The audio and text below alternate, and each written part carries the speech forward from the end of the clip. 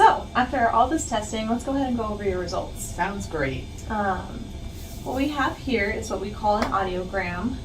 We have the very quietest sounds up here, and then going down this graph, we have louder sounds. On the top here, so we have our pitches, so very low pitches and high pitches.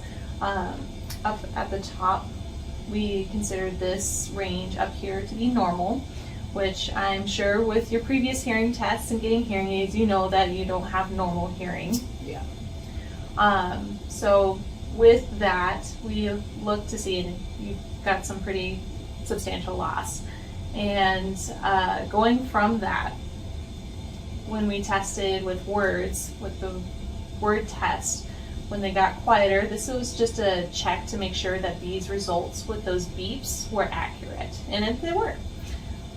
And then when we kept the words at a level that was the same and they didn't get quieter, it told us when sounds are made loud enough, such as when you use hearing aids, that you're able to get pretty good amount of speech in there, but not quite the best, which kind of corresponds to the difficulties that you told me that you were having with the TV and hearing other people, especially in noisy situations. And when we went and tested you with your aids and did sentences and in quiet, those scores kind of closely reflected what we saw with that score when we kept the words at the same level. And then when we added noise, it looks like it's still about the same, but those words were in noise still a little difficult for you, even with the hearing aids. So with these results here, I would recommend a cochlear implant. Have you ever heard anything or know anything about those? Yeah, I don't know much about it at all, but my friend suggested it would be something I should find out about. Okay, cool. Does your friend have a cochlear implant? No, she's just reading something in the magazine. All right. Well, a cochlear implant, it's a different way of hearing than a hearing aid. So I've got a lovely picture to help. With your hearing aids, the sound goes through the ear, travels all the way down into what we call our inner ear. This is our cochlea. Now, a cochlear implant, what it does is it's got a couple of different parts and pieces to it.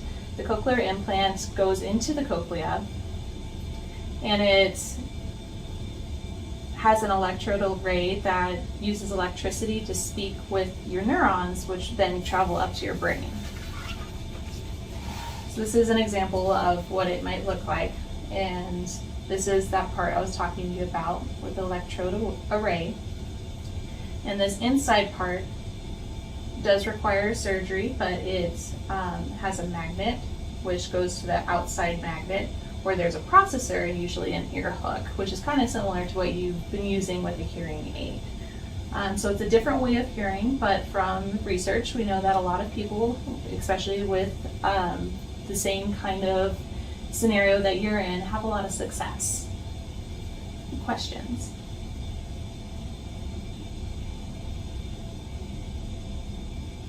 So, nothing is going in my ear?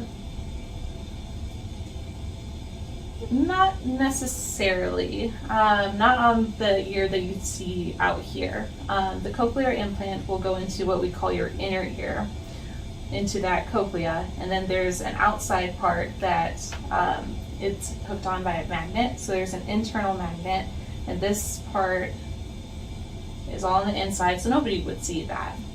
This outside part has the magnet and the processor, so this part would hook onto your ear, but wouldn't necessarily go in like a hearing aid would.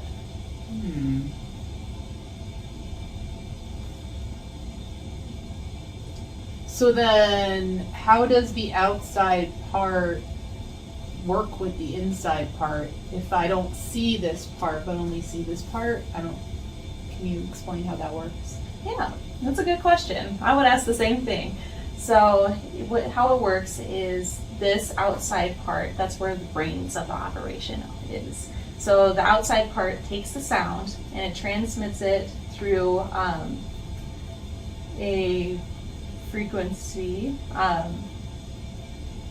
into the inside part, and the inside part takes it, decodes it into electricity to send down to that electrode array, and the electrode array then excites your neurons, the little workers of your brain, and sends it on up.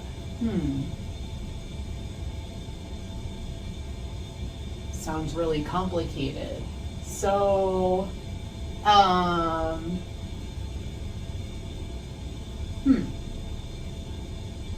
so there's a surgery for this. Yes.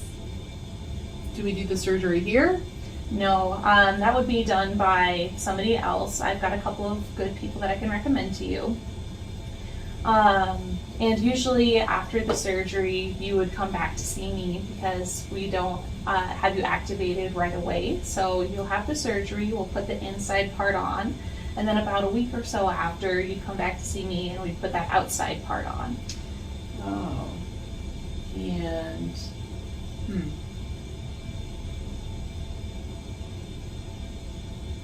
So how much does it cost? So that's a good question.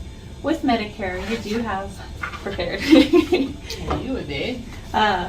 We do have a little bit of a discount here. Medicare does cover the surgery, but it doesn't cover the appointments following. And there are a couple of appointments that are required after getting the surgery, just because it is a new way of hearing. And we need to retrain your brain to hear through the cochlear implant as opposed to through your ears like we're used to.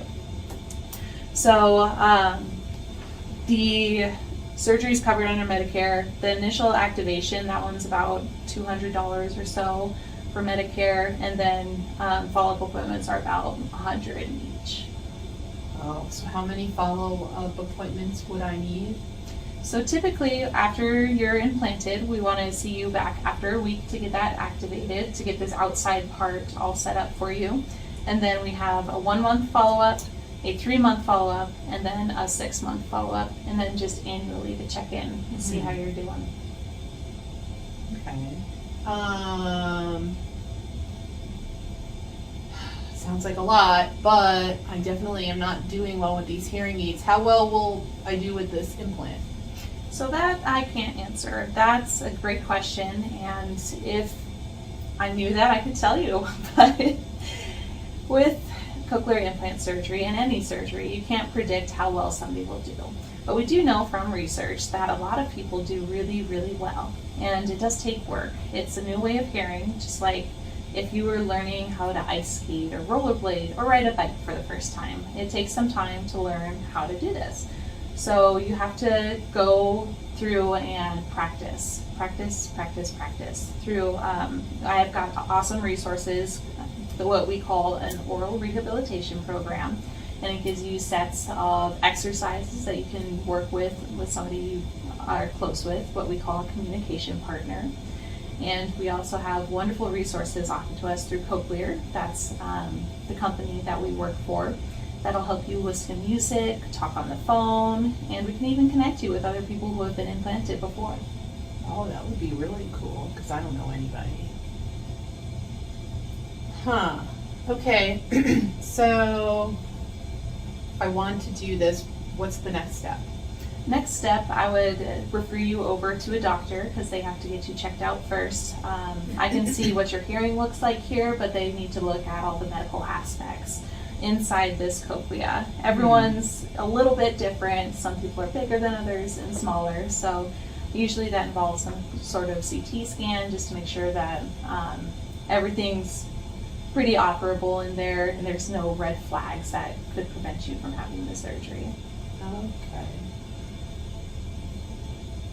So then do I need to make that appointment, or will you give me their card, or how does it work?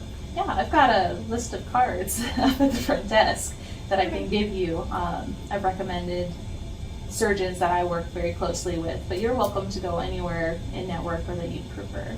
Yeah, and I'd really like to be able to talk to someone who has an implant, if that's a choice, yeah. Absolutely. There's a whole network through the Cochlear organization, and if you don't have time, they also have online videos on their website of people giving their testimony. saying from kids, teens, adults, all sorts of people, and how they like it or what they don't like, and Okay. they can tell you how better than I can. I don't have one. Okay, well, great.